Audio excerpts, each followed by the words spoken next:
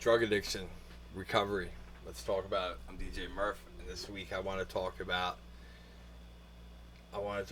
tough love versus unconditional love, always being there for somebody, whether you should cut off an addict or stick with them through it, and this episode's more towards the family of those going through it, and sometimes we're both. Like, I'm a recovering addict, but I have kids that I feel like are starting their journey into addiction, and it terrifies me.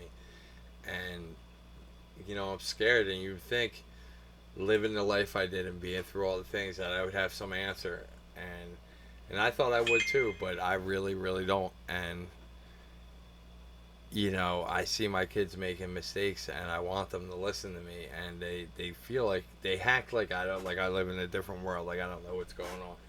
But so me and my wife have a discussion. What's the right thing to do? And we had different experiences. Like, I had my mom cut me off. She was like, you can't fucking be around me or your kids being all fucking high all the time, stealing money, doing all the things I was doing. You gotta go, and you can call me when you're ready to get help. And I became destitute. I was homeless and committing crimes to support my habit. Not eating barely. Really, really, really had to learn my lesson the hard way, and which is always that's like my MO for my life. I always had to learn my lesson the hard way. Had to learn it twice, just in case the first time was a fluke. And my her mom stuck by her a lot more. Like, when things got bad and she couldn't be at the house, her mom put her in a hotel room.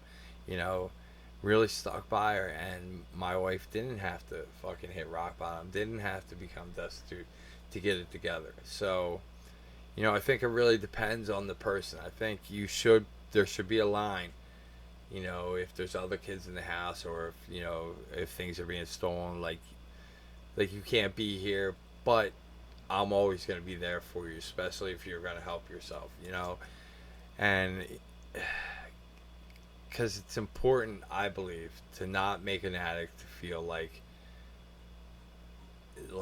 they're not worth anything, like they're not loved at all, because that'll feed into an addiction like mine. Anytime somebody said something bad to me, it was just like fuel to the fire. Like, see, I'm just a fucking piece of shit. I deserve every bad thing that ever happens to me. If I have to fucking sleep in shit tonight, that's what I deserve, because that's what I am. And that's not true, but it's the addiction. It's your brain disease telling you that you deserve nothing good, and it's fucking a lie. And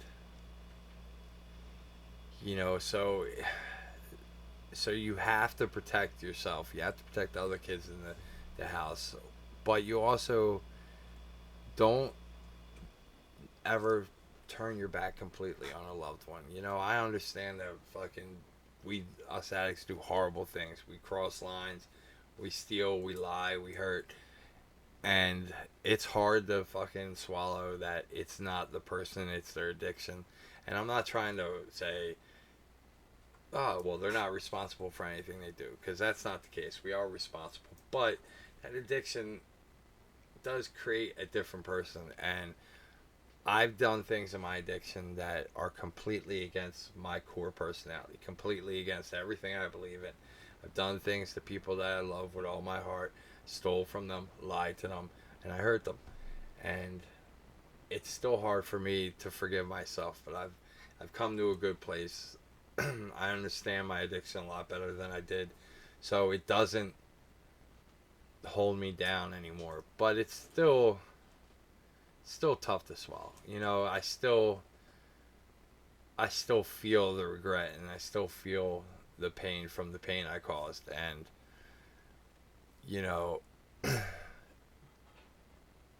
and having my wife, who, even when I relapsed a couple years ago, tell me I was still worth something, still love me no matter what, was big.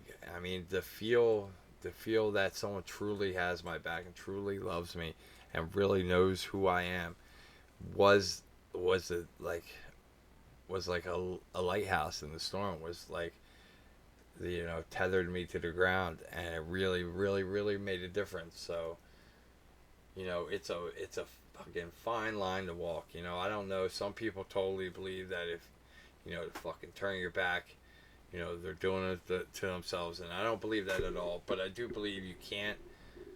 There has to be boundaries. You can't allow someone, because us addicts will you give us an inch, we're gonna take a mile, and we'll take 2 miles if you give it to us 10 miles, 100 miles.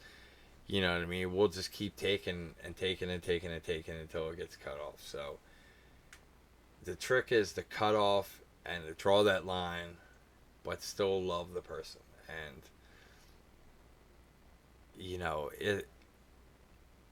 it's easier said than done, but everybody's life is worth it. Nobody was more into all the bullshit than I was, and I feel like I've come back. I feel like my family loves me.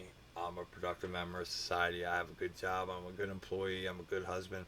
I'm a good father. I like to think that I honor my mom's memory by living a good life, and I try to help other people. I'll give anybody a shirt off my back. I help people, but I try to keep my eyes open. I'm not going to let myself be taken advantage of, but I'll give everybody a chance to show me they can't be trusted. Everybody deserves a chance, and everybody deserves a second chance. We all make mistakes, and we all deserve to prove that we can be better, because we all can be better, and especially us addicts. You help an addict find a recovery, and you're gonna find. I've said this before, but I'll take a recovering addict over someone who's never used a drug in their life every single time, because the person that's forged after they've been through addiction and they find real recovery is a strong, motivated human being. And I think that the sky's the limit with a person like that. So if you can help someone reach that, that's worth its weight in gold. So yeah, it's a hard thing.